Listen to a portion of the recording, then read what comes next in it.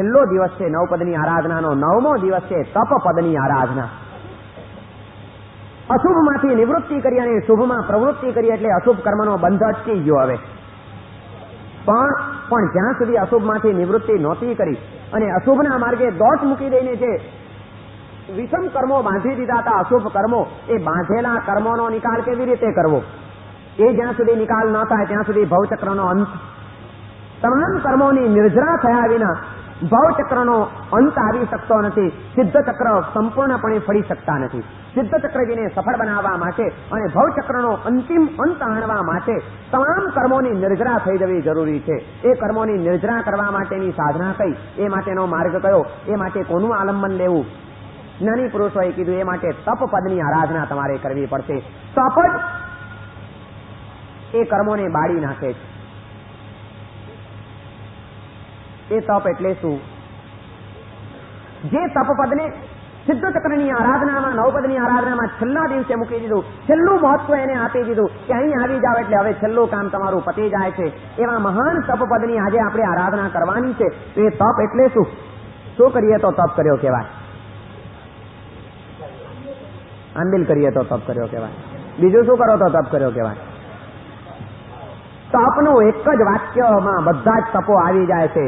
ઈચ્છા નિરોધ એનું નામ તપ. પર પૂતગલને પામવાની, પર ભાવોને સ્પર્શવાની, પર પરિણતિમાં રગડોળાયેલા રહેવાની, જે ઈચ્છાઓ, વાસનાઓ, ઝંખનાઓ, લાલસાઓ આત્માની અંદર જાગે છે, એ તમામ ઈચ્છાઓનો નિરોધ કરવો, એ ઈચ્છાઓને નિયંત્રિત કરવી, એની ઉપર કંટ્રોલ લાવવો, એનું નામ છે તપ. આ ઈચ્છા નિરોધ રૂપી તપ એ 12 રીતે કરી શકાય છે. 6 પ્રકારનો બાહ્ય તપ અને 6 પ્રકારનો આભ્યંતર તપ.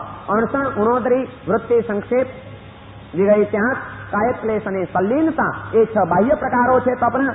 અને પ્રાયશ્ચિત્ત, વિનય, વૈયાવચ્ચ, સ્વાધ્યાય, કાયો ધ્યાન અને કાયોત્સર્ગ એ 6 આભ્યંતર તપ છે. આ 6 પ્રકારનો બાહ્ય તપ અને 6 પ્રકારના આભ્યંતર તપની સાધના કરીને આપણે આપણી ઈચ્છાઓને નિયંત્રિત કરતા જવાનું છે. ઈચ્છા રહિત થવાનો અભ્યાસ કરવાનો છે તપ કરવાનો એટલે. અને એ તપ, એનો મહિમા જ આખો જુદો છે. આવો તપ ચીકણા પણ કર્મોને તોડી નાખ્યા વિના રહેતો નથી. જ્યાં જ્યાં આત્મસંયમ આવ્યો, ઇન્દ્રિય સંયમ આવ્યો, મનસ સંયમ આવ્યો, આત્મસંયમ આવ્યો, ત્યાં આગળ ગમે તેવા કર્મો પણ તૂટી જાય છે, કર્મોની નિર્જરા થઈ જાય છે. અને આવી કર્મોની નિર્જરા કરવા માટે તીર્થંકરો એ જ ભાવમાં પોતાનો મોક્ષ જાણતા હોય છે, છતાં પણ તપની આચરણા છોડતા નથી. તપપદની પૂજાની અંદર એમ કહી દીધું કે તદભવ મુક્તિ જાણે જીનવર 3 ચૌ જ્ઞાને નિયમા, તોય તપ આચરણા નવી મૂકે, અનંત ગણો તપ મહિમાઓ પ્રાણી તપપદને પૂજીજે. તપપદની પૂજા શા માટે કરવાની? કે તદભવ મુક્તિ જાણે જીનવર, જાણે છે પોતે અવધિજ્ઞાન છે કે 8 ભાવમાં મારી મુક્તિ નક્કી થવાની છે. તદભવ મુક્તિ જાણે જીનવર 3 ચૌ જ્ઞાને નિયમા, જન્મથી 3 જ્ઞાનો અને દીક્ષા લીધા પછી 4થું જ્ઞાન થાય, મન પરયો જ્ઞાન. એ 3 અને 4 જ્ઞાનના પ્રભાવે નિયમા મુક્તિ જાણે છે પોતાની. તો એ તપ આચરણા નવી મૂકે, તો પણ તપની આચરણા એ કોઈ દિવસ છોડતા નથી. તો તીર્થંકરો પણ જે પદની આરાધના કરે એ પદ તો કેટલું બધું મહત્વનું. તીર્થંકરો આચાર્ય પદની આરાધના કરે એવો નિયમ નહીં, તીર્થંકરો સાધુની પૂજા કરે એવો નિયમ નહીં, તીર્થંકરો પણ તપની આરાધના તો તીર્થંકરના આત્માઓ પણ કરે. આટલો બધો પ્રભાવ છે. અપેક્ષા એ બધાએ પદોને આંટી જાય એવું પદ જો કોઈ હોય તો તે તપપદ છે કે જેની તીર્થંકરો ઉપાસના કરે છે. એ તપપદને પૂજી છે. ઓ પ્રાણી તપપદને પૂજી છે. ઈચ્છા નિરોધ રૂપે આ તપની આરાધના આપણે આપણા જીવનમાં કરવાની છે. માત્ર ખાવાનું છોડીને નહીં, પણ ખાવાની લાલસાઓને છોડી દેવાની. માત્ર શરીરને સુકવવાનું નથી, પણ અંદરમાં ચોંટેલા કર્મોને સુકવવાના છે. તપ કરનાર આરાધક આત્મા એ તપસ્વી, સાચો તપસ્વી બન્યો ત્યારે કહેવાય જ્યારે તપના 5 લક્ષણો એના જીવનની અંદર આવે.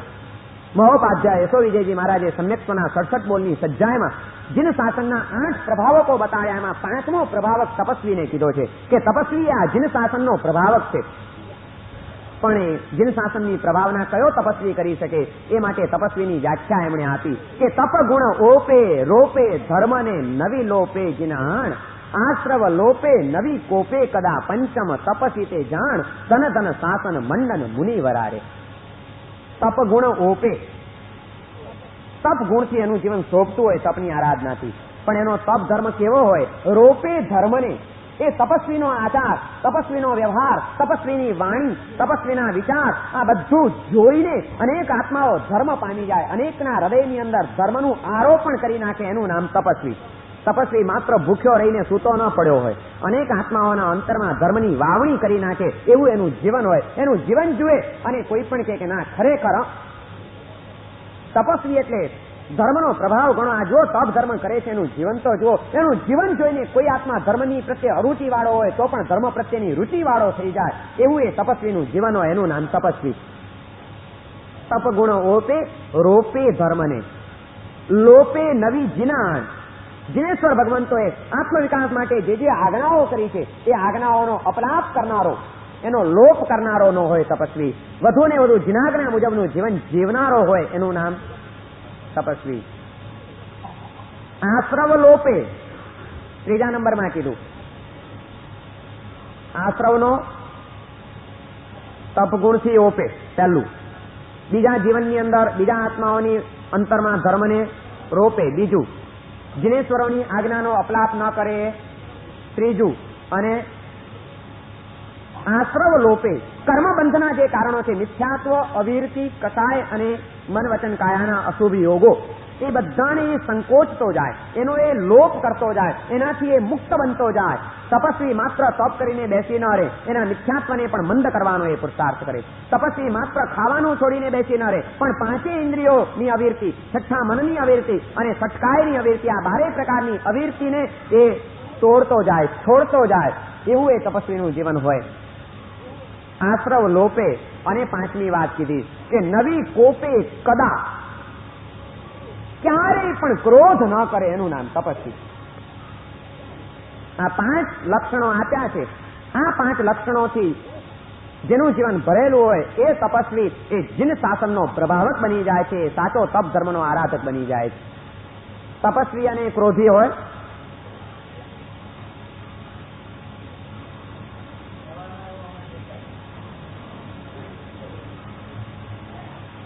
કેવી ખોટી વ્યાખ્યાઓ બંધાઈ ગઈ છે કે જાણે તપસ્વી એટલે તો ક્રોધી જ હોય.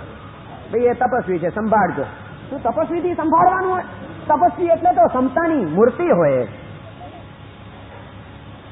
એના કથાઓ શાંત થઈ ગયેલા હોય, એનું નામ તપસ્વી.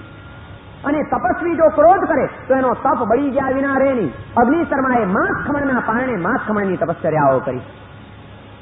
1 મહિનાના ઉપવાસ, એક જ ઘરે ગોચરી વોરવા ભિક્ષા લેવા માટે જવાનું. એ ઘરે ભિક્ષા મળી તો ઠીક છે, ન મળી તો બીજા ઘરે નહીં જવાનું. તરત જ બીજા દિવસથી બીજા મહિનાના ઉપવાસ શરૂ થઈ જાય. 2 મહિનાના ઉપવાસ થયા પછી વળી પારણાના દિવસે એક જ ઘરે ગોચરી વોરવા જવાનું ભિક્ષા લેવા. ત્યાં કોઈએ ભિક્ષા આપીને પારણું કરાવ્યું તો કરી લેવાનું, ન કરાવ્યું તો કઈ નહીં, ત્યાં જ વળી 3જા મહિનાના ઉપવાસના પછાણ લઈ લેવાના અને 3જા મહિનાના ઉપવાસ શરૂ થઈ જાય. આવી કઠોર તપશ્ચર્યા અગ્નિ શર્માના આત્માએ તાપસ ભાવની અંદર કરી. વર્ષોના વર્ષો વીતી ગયા. આ તપશ્ચર્યા કરતા કરતા માંસ ખમણના પારણે માંસ ખમણની તપશ્ચર્યા. કેવી અદભુત તપશ્ચર્યા હતી. પણ આ તપશ્ચર્યા કરતા કરતા પણ અગ્નિ શર્માના આત્માની અંદર કસાય જાગી ગયો. હા, ગુણસેન રાજા મને મારી જ નાખવા માંગે છે, હું એને નહીં ચલાવું. મારા તપનો જો કોઈ પ્રભાવ હોય, મારી સાધનાનું જો કોઈ પુણ્ય હોય તો એ પ્રભાવે ભવ માટે આ ગુણસેન રાજાને મારનારો થાવ. હું એને બતાડી દઈશ કે મસ્કરીનું શું પરિણામ આવે છે. સમજે છે શું એના મનની અંદર? મને તપસ્વી જાણીને, દુર્બળ જાણીને, અશક્ત જાણીને મારી ઠેકડી કરે છે. આવે ગુસ્સો આવી ગયો અને કામથી ગયો. મહિનાના ઉપવાસો હતા. માંસ ખમણના પારણે માંસ ખમણીની તપશ્ચર્યા. પણ તપ ગુણ ઓપે નવી કોપે કદા. તપ ગુણથી ઓપતો હોય એની સાથે નવી કોપે કદા. ગુસ્સો ન કરે તો એનો તપ લેખે લાગે. અગ્નિ શર્માએ કથાએ કરી નાખ્યો. આવેશમાં આવી ગયો, ગુસ્સો સેવી લીધો અને ગુસ્સાના પરિણામે આ તપ પણ એના માટે તારક ન બની શક્યો. એ તપ એના માટે તાપ બની ગયો, સંતાપ જન્માવનારો બની ગયો. અને એ તાપ અને સંતાપે એ આત્માનો અનંત સંસાર રખડતો કરી મૂક્યો. એ આત્માને તપ ધર્મની આરાધના કરવાની એટલે સમતાની સાધના કરવાની છે. કસાયોને તપાવવાના છે. ખાલી શરીર સુકાય, શરીર દુબળું પડે એમ નહીં, કસાયો દુબળા પડે એનું નામ છે તપ. ઉપવાસ કોનું નામ? ઉપવાસ કોને કહેવાય? ગરમ પાણી પીએ ને મગજ ગરમ રાખીએ.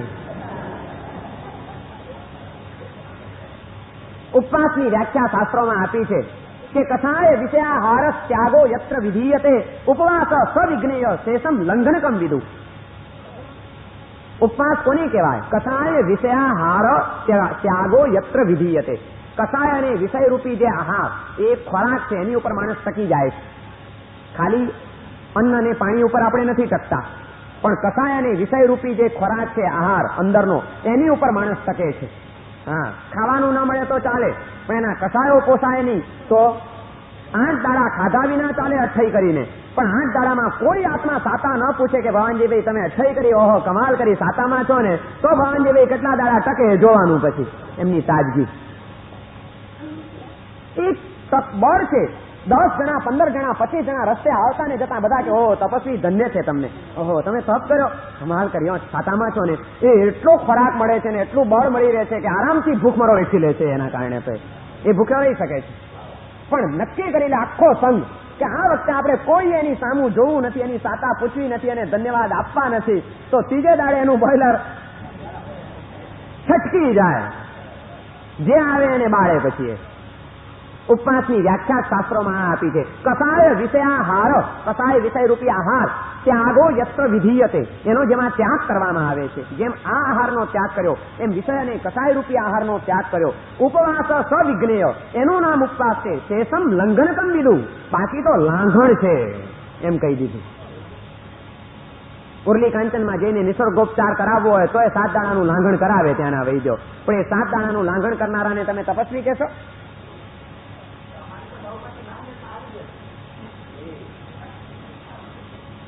ત્યાગ શેનો કરવાનો છે? માત્ર ખાવાનો ત્યાગ નથી કરવાનો, કષાયોનો ત્યાગ કરવાનો છે. નવી કોપે કદા, યશો વિજયજી મહારાજ કહે છે કે તપસ્વી કોઈ દિવસ ગુસ્સો ન કરે. અગ્નિ શર્મા સતત એની નજર સામે રમતો હોય કે જો નથી ને કસાય મારા અંતરમાં જાગી ગયો તો મરી જઈશ. આ અગ્નિ શર્માએ કેટલી ઉત્કટ તપશ્ચર્યા કરી, અને છતાં એના આ હાલ તો મારું તો થશે શું? ના ભાઈ સાહેબ, ભૂલે છું કે મારે કોઈ કસાય કરવો નથી. આત્માની પરિણતિને સંભાળવાની માટે કેટલી જાગૃતિ હોય તપસ્વીના અંતરની અંદર, એનું નામ તપસ્વી. તપ ધર્મની આજે આરાધના કરવાની એટલે શું કરવાનું છે? ઈચ્છાઓનો નિરોધ કરવાનો છે. તપ ધર્મની આરાધના કરવાની એટલે શું કરવાનું છે? વિષય અને કસાય રૂપી આહારનો ત્યાગ કરતા ચાલવાનું છે. તપ ધર્મની આરાધના કરવાની એટલે શું કરવાનું છે? દેહ ભાવને ભૂલીને આત્મભાવમાં ઠરવાની સાધના કરવાની છે. તો જ આત્માનો કોઈક વિકાસ પ્રાપ્ત થઈ શકે. તપ ધર્મની આરાધના આપણને એક નવી દ્રષ્ટિ આપે છે. 9 પદની આરાધના 9 ભાવમાં મોક્ષ નક્કી કરાવી આપે. કેવી રીતે થાય? કસાયો ભરેલા હોય તો મોક્ષ નક્કી થાય? આપણો મોક્ષ થઈ શકે? સિદ્ધ ચક્ર ભવ ચક્રનો અંત આણી શકે એમ છે. એ માટે સિદ્ધ ચક્ર આવા જીવન સ્પર્શી બનવા જોઈએ, હૃદય સ્પર્શી બનવા જોઈએ. એના કારણે વિષય અને કસાયની વૃત્તિઓમાં કડાકો બોલાવવો જોઈએ. વીજળીના કડાકા કેવા બોલે અષાઢ મહિનાના દિવસોમાં? તપશ્ચર્યા એટલે જે અંતરની અંદર વિષય કસાયની વૃત્તિઓમાં કડાકો બોલાવી દે એનું નામ તપ. કલ્યાણજીભાઈ કહે છે કે ભૂખના કડાકા બોલે છે પેટમાં, કે હવે જલ્દી મારા સાહેબ છોડે તો હામેલ કરવા જઈએ નીચે. શેના કડાકા બોલે છે?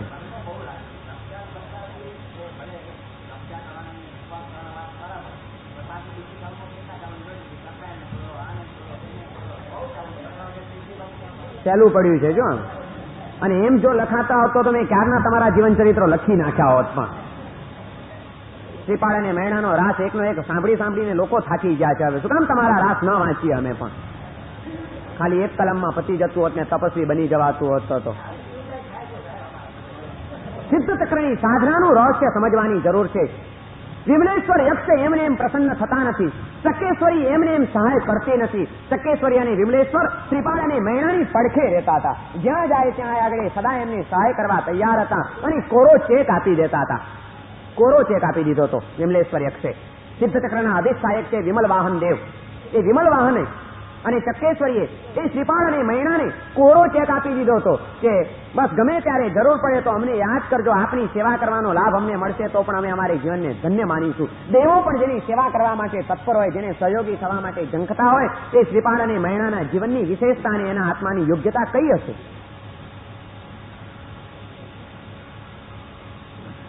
શા માટે આવું કહી દીધું હશે?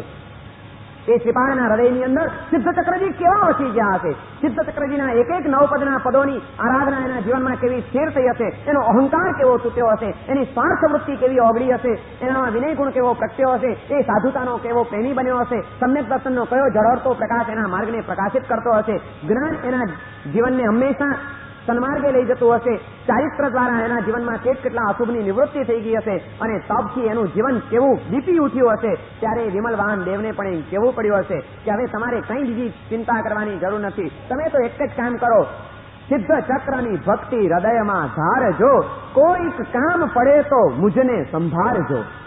તમે તમારી સિદ્ધચક્રની ભક્તિ કર્યા કરો, જીવનની ચિંતા તમારે કરવાની જરૂર નથી. છતાં જીવનમાં ક્યારેક કંઈક તકલીફ આવે, કંઈક જરૂર પડે તો એની ચિંતા તમે નહીં કરતા. મને યાદ કરજો, આવી જઈશ, તમારું બધું જ કામ થઈ જશે. તમે તો સિદ્ધચક્રની ભક્તિમાં લાગેલા રહો. તેની ભક્તિમાં લાગશો.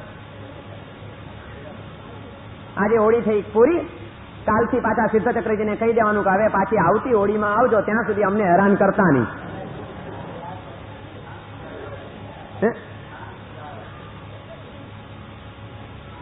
સિદ્ધચક્રની સાધના ક્યારે કરવાની? 9 દિવસ જ કરવાની ને પછી તો નહીં ને.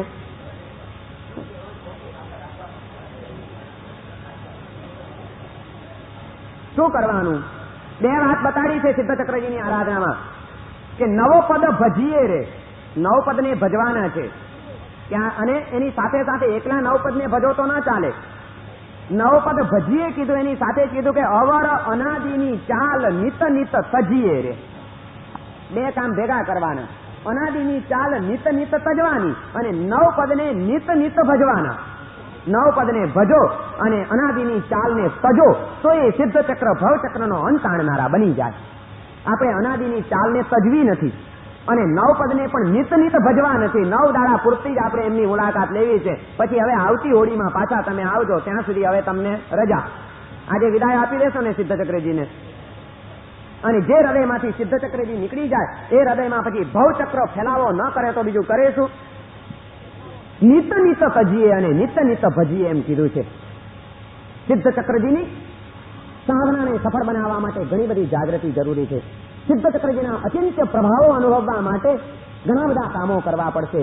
આવા મહાન સિદ્ધચક્ર આપણને આરાધવા માટે મળ્યા છે, એ પણ એક આપણા પુણ્યનો ઉદય છે.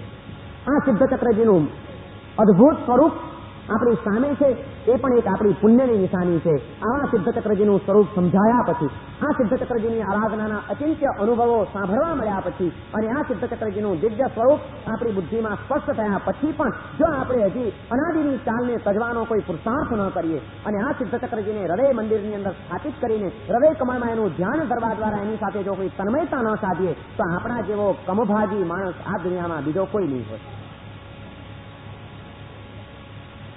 સિદ્ધચક્રજીને હૃદયસ્થ કરી લો, સિદ્ધચક્રજીને આત્મસાત બનાવી લો. ગમે ત્યાં જઈએ સિદ્ધચક્રજી આપણી સાથે હોય. અડધી રાતે ઊંઘમાં જથી જાગી ઉઠીએ તો પણ સિદ્ધચક્રનું સ્મરણ આપણા અંતરમાં ચાલુ હોય એવા સિદ્ધચક્રજીને રટી લેવાના છે. અસંખ્ય યોગો બતાવ્યા છે આરાધનાના જૈન શાસનની અંદર, પણ એમાં સૌથી વધુ મહત્વ હોય તો તે 9 પદનું છે. શાસ્ત્રકારો એમ કીધું કે યોગ અસંખ્ય જીનવરે કયા રે, 9 પદ મુખ્ય તે જાણો રે. યોગ અસંખ્ય જીનવરે કયા, આત્માને પરમાત્માનો યોગ કરાવી આપે, મોક્ષનો યોગ કરાવી આપે, એનું નામ યોગ, સંયોગ કરાવી આપે છે.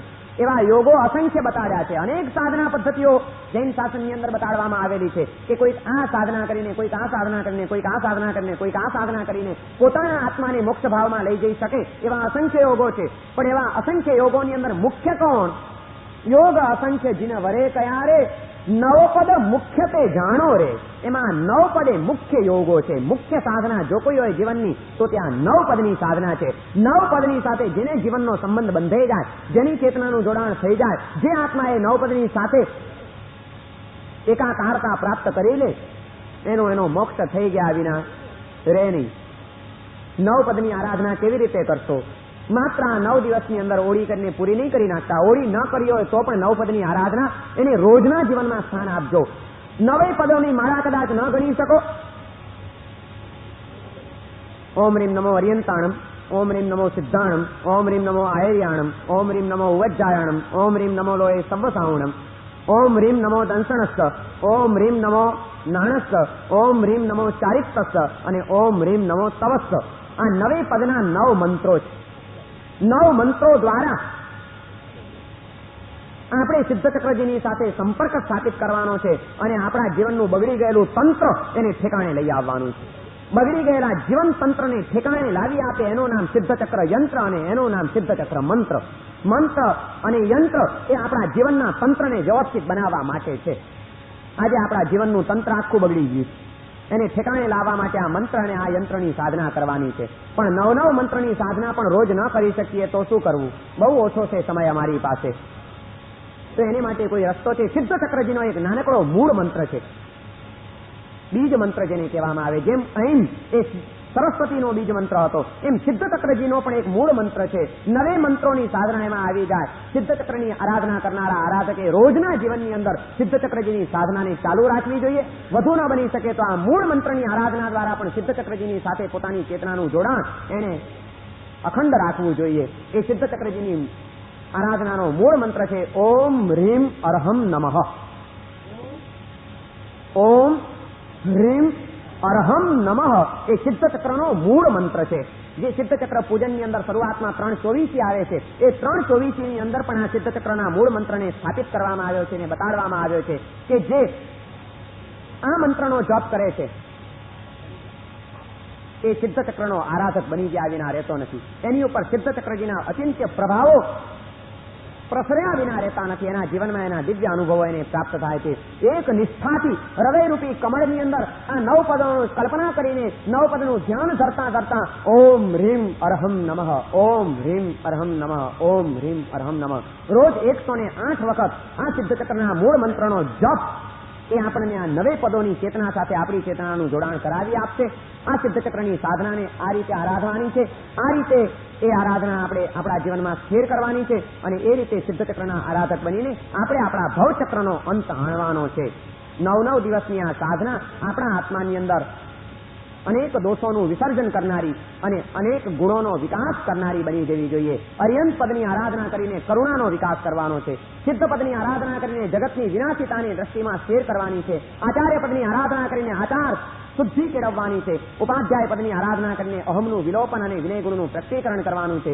સાધુ પદની આરાધના કરીને સાધુતાના પ્રેમી બનવાનું છે. શક્તિ પ્રેમી અને વ્યક્તિ પ્રેમી મટી સાધુતાના પ્રેમી બનવાનું છે. સમ્યક દર્શન પદની આરાધના કરીને દેહ ભાવને તોડીને દેહાતીત અવસ્થાને પામવાની છે. સમ્યક જ્ઞાન પદની આરાધના કરીને જ્ઞાન અને જ્ઞાનીની સાથે આપણી ચેતનાનું જોડાણ કરવાનું છે. સમ્યક ચારિત્ર પદની આરાધના કરીને અશુભમાંથી નિવૃત્તિ કરવાની છે અને શુભમાં સ્થિરતા લાવવાની છે. અને તપ પદની આરાધના કરીને નવી કોપે કદા કસાયોનો ઉપસમ વિષય અને કસાય રૂપી આહારનો ત્યાગ કરીને ઈચ્છા નિરોધ રૂપી તપને સિદ્ધ કરવાનો છે. આ 9 દોષો ટળી જાય ને 9 ગુણો આત્મામાં પ્રગટી જાય તો આ સિદ્ધચક્ર આપણા અનંત કાળથી ચાલ્યા આવતા ભવચક્રનો અંત આણી દેશે.